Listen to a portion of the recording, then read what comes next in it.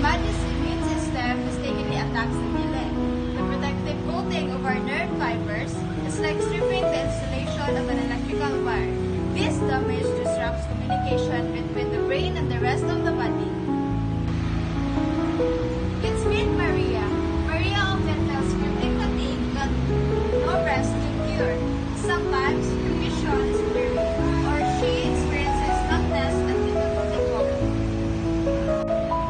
These are common symptoms of MS. Because the nerve damage can happen anywhere, the symptoms are incredibly valid and often unpredictable, making a diagnosis a significant challenge for patients and doctors. While there is no cure yet, there are effective treatments that can manage MS. These include disease-modifying therapies or DMTs to reduce attacks and rehabilitations like therapy and occupational therapy. For rare diseases like multiple sclerosis, the most powerful tool we have is awareness and compassion. Let's educate ourselves, advocate for better resources, and support our kababayans dealing with this challenge.